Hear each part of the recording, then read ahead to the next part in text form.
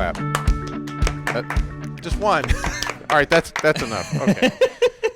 Good morning. Good morning. Welcome to Little Talk. If we seem weird today, it's because we have a very different setup even than last week. Do we have a camera right in the smack dab middle of our faces? Listen, I had 3 cameras set. I had 4 cameras set up in here during testing yesterday. I had a camera on the glass wall over here looking down.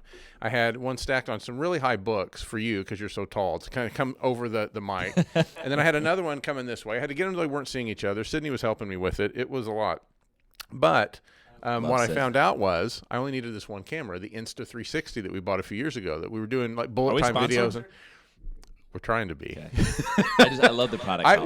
We were really big on the Insta when it came out, and I never thought to use it. Yeah, it's still sick, but I never thought to use it for this. So you probably can't see it if you're watching this on YouTube, but we have the Insta sitting in the middle of the table between us. Yes, it's right there, literally 2 feet from my face. And I think we have enough drive space there to record at least 30 minutes. Maybe they said 90, but we're going to try to keep this one to 20 minutes. You guys, for our avid listeners, the last couple weeks, I know have been between that 30-40 minute mark. We obviously had some great guests. Yeah, but we're going to keep this. It's You're just stuck with Roop and Sam today. It's just Roop and Sammy today. So we'll lead us off with some shout-outs. It's great to see for those that are tuning in on video. Great to see you. We can't see you, but I know that you can see us. Yeah, and if you can't see us because you're on an audio platform, we're putting these on YouTube now. Yes, YouTube. It's embedded on our landing page. Let us know in the comments if you'd rather just see a still of kittens or something besides Sam and I. But we're Did you just there's a live video podcast? Probably. We're trying to increase reach, and this is a platform for reach when you can expand your audio to include video. So that's what we're trying. Roop, lead us off with agency news. The biggest one is your department. The biggest agency news was my department. Epic. The soup department, it's been called. Which is? Roop and Sydney. Love it. Soup, S-O-O-P. Soup and yes. Sydney and Roop, right? Yeah. Soup and Sydney. So we have staff meeting once a month. And everyone's favorite part of the staff meeting is at the end, Sarah gets out a wheel. It's a website, digital wheel. Yep. All of our names are on it, and we spin it until there's only one person left on the wheel. And that person wins. In the old days, you'd win some random, like a gift card. A gift card. Yeah, it would be like a Quick Trip or Ediblin, something like this. All good gift cards. We upped the quality of the wheel to include a second wheel. So now one person wins.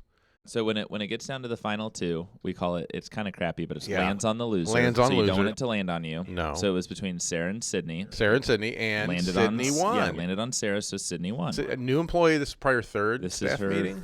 Third or fourth staff meeting. Yeah. So Sydney wins, and then we spin the wheel. Now the new wheel is for the prize, what you win. It has the gift cards on there, but it has one slice of the wheel. We've been so excited, and we never thought we'd see happen. And I'm probably just spoiling it by even telling you what it is. There's a slice that has $100 on it. And so we're happy for the person that won. We're obviously real happy for Sydney. Sydney became the first person in Littlefield history ever to hit the $100 slice. And the crazy part of this, it's great. Yeah, it was bananas. We were all already happy for Sydney, and then she got. Yeah, the we slice. were all pumped. Sydney is just turned 22. She's a youngin', and she's an amazing human. So the fact that she just got into the prize wheel, everyone was pumped.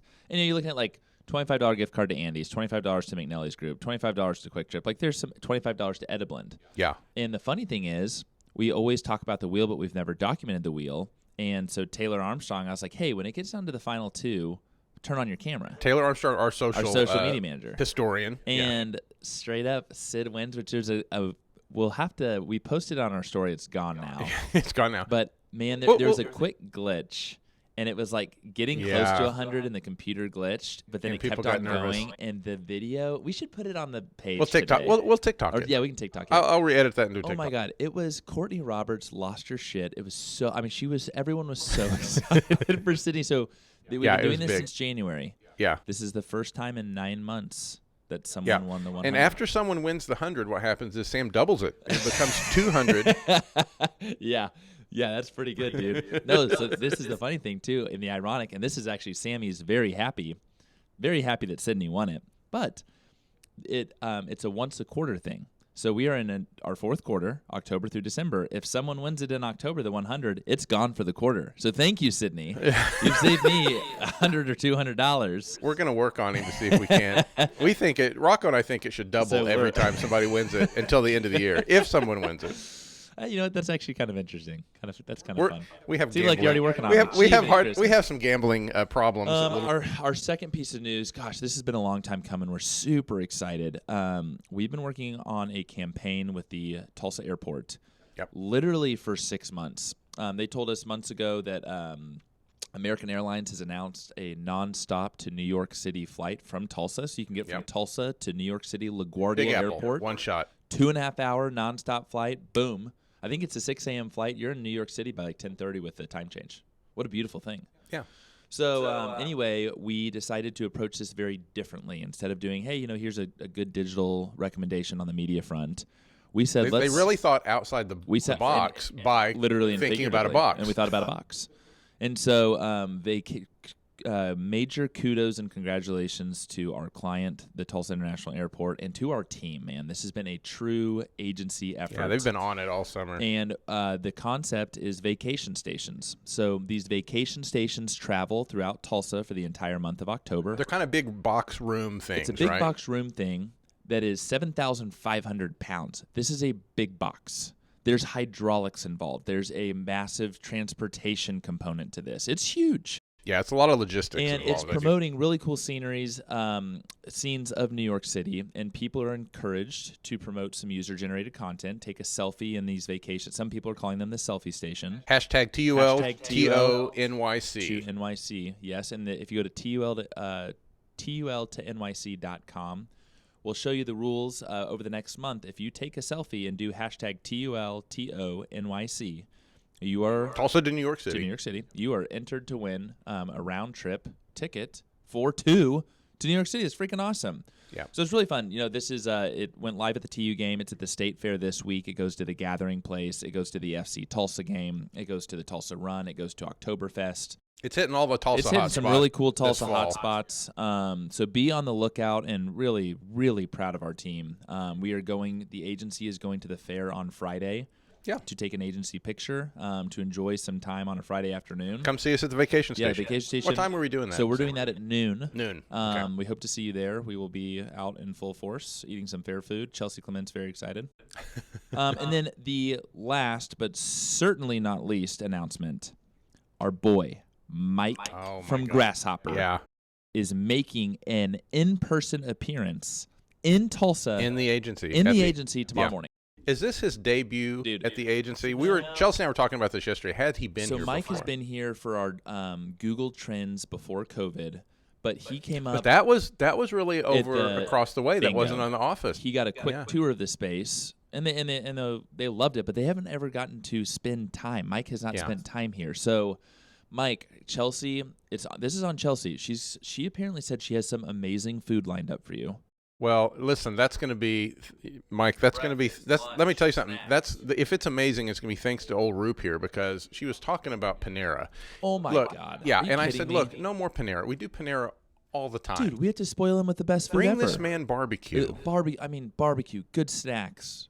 Yeah. I know he's got to hit the road, so maybe not a beer, but next time. But, Mike, we're looking forward to having you. We're going to show you the podcast studio. I know Chelsea told us you do not have enough time to podcast with us. Yeah, it's a pretty tight agenda. It's a tight agenda. It's a great agenda, but we are looking forward to having you here in Tulsa tomorrow around 9:30 or 10 in the morning. Yep.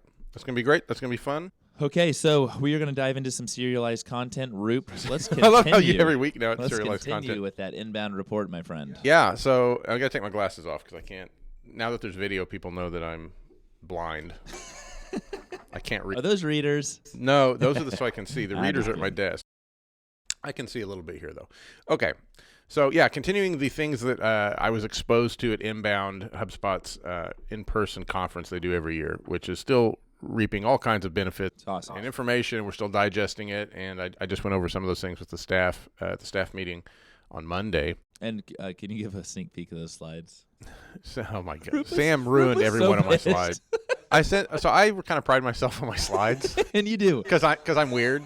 And I don't usually like to hand them off to anyone for the exact reason that happened at the staff meeting. And also I followed our new employee, Tom, who gave a insanely... T-Dog. T-Dog.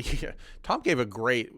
great presentation. One of the better introductory presentations. He looks exactly like Bill Hader. That played into it. It was incredible, and I didn't want to follow him, but I get up there anyhow, and I'm giving my presentation. I'm thinking, okay, my slide. I've got a good deck. My deck is solid, and right out of the gate, the fonts are misaligned and the wrong size, and everything's unreadable. Roop was so pissed, but Roop was so pissed that people were literally dying. Chris Kaiser was crying laughing. He was laughing so hard, I started crying laughing. Like, it was just... Yeah. We love you, man. You had great slides. It killed me, but here's the thing. There was only like 8 of those slides, and the full presentation's like 30. So I'm going to make them sit through the full presentation at some point. Anyhow, and it's good. It's all good information. So some of the stuff that we went through, we've talked a little bit about it on the podcast the last couple of weeks, but... this digital trend 1 really being from inbound, not from Little Bits, which you should have gotten in your inbox yesterday. You might see it today if you didn't open it yesterday, because I have secret magic ways to make sure it gets back in front of you. But if you haven't subscribed to Little Bits, do so at the website. You'll get a list of things that are starting to happen that we aren't even having time to talk about on the podcast. Like, there's so much. Like, last month, we did not get to Little Bits. We covered maybe half of it. Not even half. I don't think half, like 2 out of like 12. So, like, there's a bunch in there that we don't always get to on the podcast. Make sure you subscribe to that. But, anyhow, we try to cover them here. Inbound, back to inbound. So, one of the things I learned from inbound was, in fact, it was kind of the overall theme. They kicked off the owners, and I call them the owners. They're the founders came out, and I guess that's also the owners. I don't know. Do they own it still? Yeah, I'll find out. Ask Kyle. I'll ask Kyle. I ask Kyle everything. Kyle's our HubSpot guy. So, anyhow, one of the overarching themes was disconnection, and they talked a lot about how businesses, customers, and systems have become disconnected through digital fatigue. It's just there's so many digital things in our life, which, some of them are beneficial and we like them, and some of them are just becoming work. It's too much, and there's just too much to learn or too much to absorb or some things to be suspicious of. Folks, digital privacy is a big issue now. So digital fatigue was something they kind of outlined there. And they said through this digital fatigue and disconnection, we don't really know each other anymore.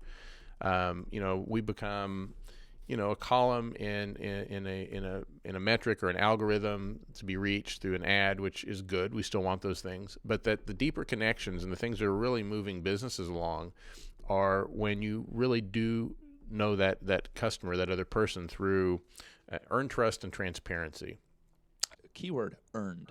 Yeah. Great word there. Because you have to work on relationships. Amen. I mean, we're both handsome guys, but we had to date our wives a while before they became our wives, Absolutely. Right? Like, you have to have that relationship time. I'm still learning it with Dr. Tom. To be honest, I'm still learning it with Carrie.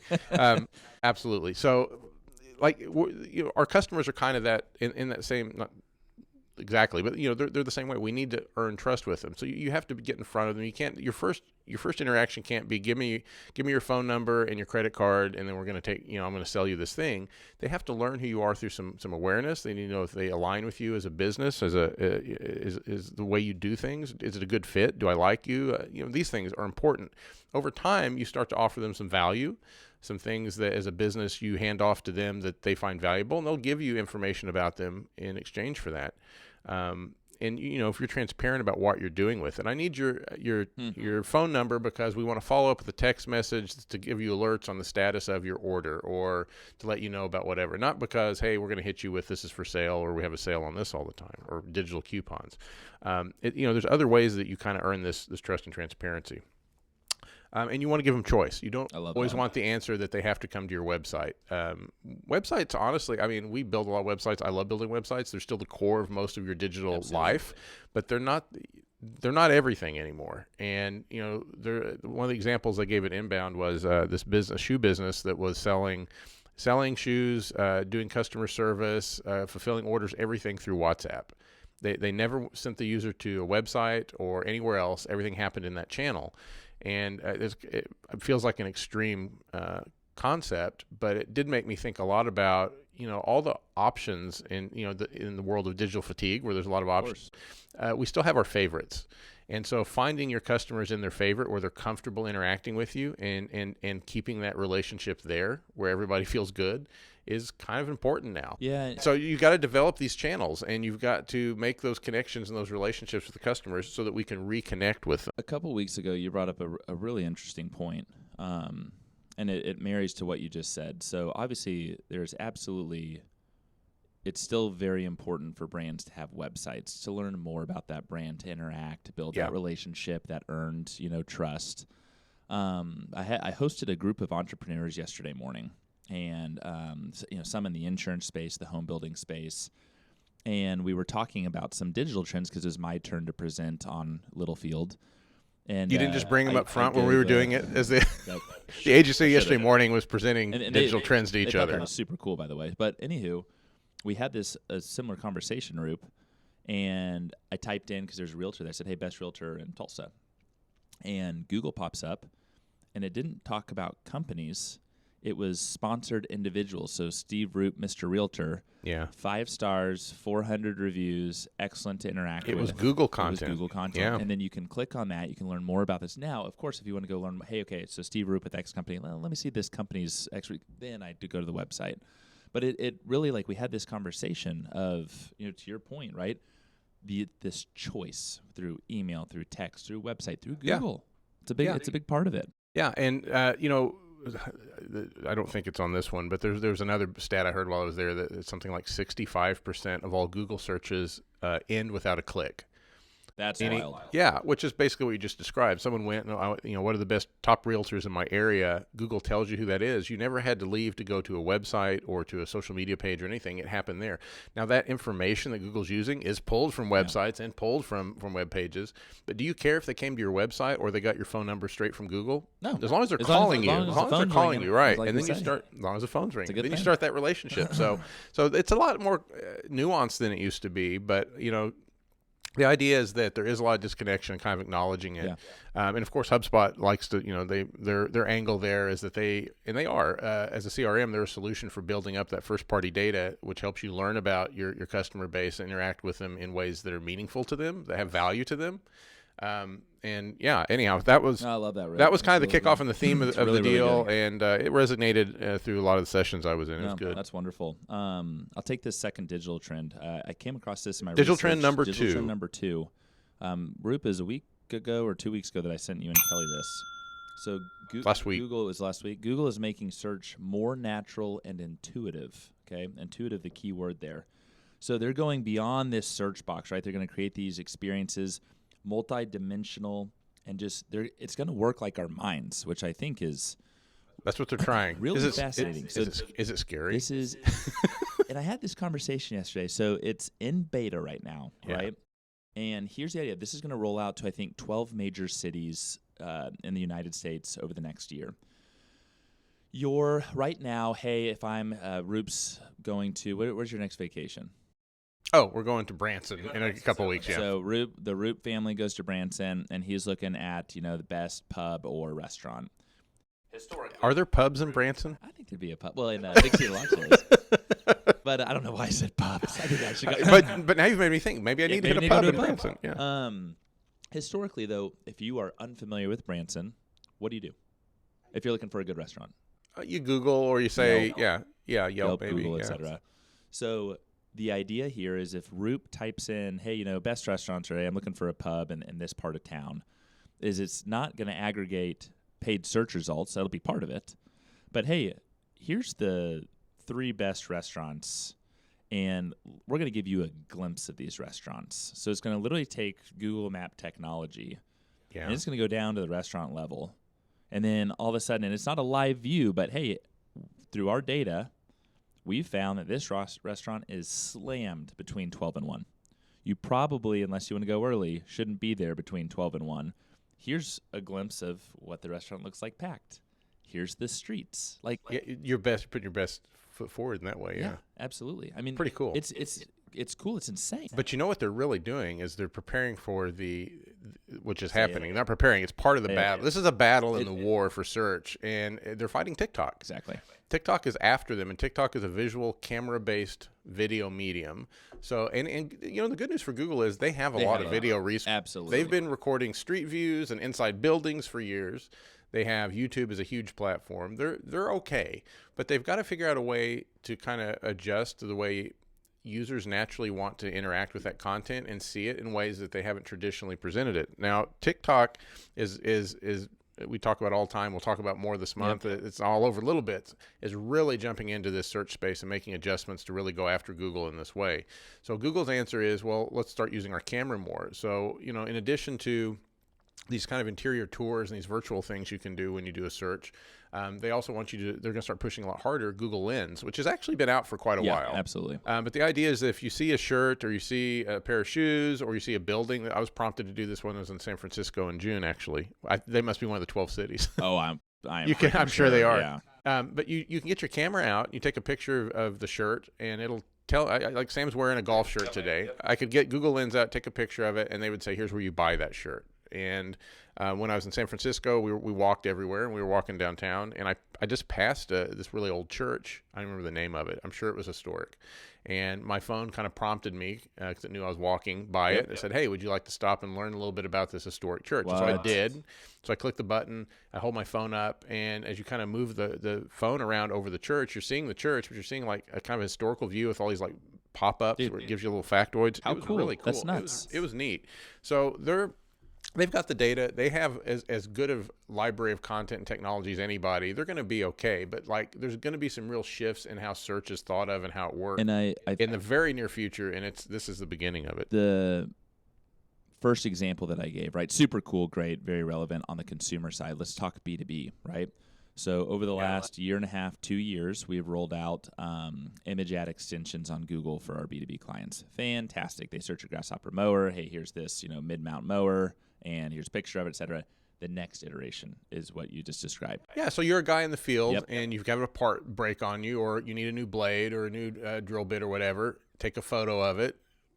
Google or whatever, because Google frequently will API this stuff out. License that out. Grasshopper has they sell their parts on Amazon, right? Go to Amazon, order a new blade. Boom, boom, boom, done. Yeah, don't even have to go to the dealership. That's it. You're connecting the dots. That's like, literally how it's going to work. And that's the beautiful thing. And I also think about, okay, hey, if I don't own a Grasshopper, but man, that's a cool mower. And I Google that, and all these instead of image ad extensions, it's videos. Hey, here's the three key benefits. Here's the part, and here's how you put it on. Right? You know what I really like the most about this, Sam, is my fat thumbs can no longer use that little keyboard to do. Me neither, dude. It's a brutal. I hit the space bar way more than I should. And the delete. Yes. And the end button for some reason, and the ampersand. Like I have these certain keys. I'm just like, what is happening with my thumb? And I throw some words out there. I'm like, yeah. Dang it. If I could just like take a picture of it and be that lazy, I'm going to be a really happy fat thumbed guy, if I'm being honest. So, hey, there you have it. I think, what are we at time-wise? It's like 23 minutes. Pretty good. Yeah, we got through it. So we are super excited to see Mike tomorrow. We are back at it next week. We have Vision Day next Thursday, our executive group offsite, which we are very excited about. We'll get into some of the details. I feel like Vision Day is like a secret club for some reason, but then you talk about it like it's not. So I don't know whether to feel special or not. I think you're very special. Okay. You're a part of the group. It's for the greater good of the agency, which we're very transparent about. So I think that's true. Let's put that on the kickoff next week. We'll talk through that. We'll discuss it. Fall weather is upon us down here in the Midwest. Thank God. But I got a new jean jacket last week, it's still not chilly enough for me to wear it. Friday the high 70. Well, I'm packing. Get ready. I'm bringing it on over. Okay. You're going to notice because it's like still stiff. Okay, so this I'm is sure cool. Chelsea will say something. How should we sign off on camera? Do we like salute? Like? Yeah, you know what? That seems good. Like usually we just say, okay, that's it for this week. Adios. It's like, and then we do a salute and a peace. And that's it. Later. Was that our sign off? Are we done? I guess so. See ya. All right. Later. Bye.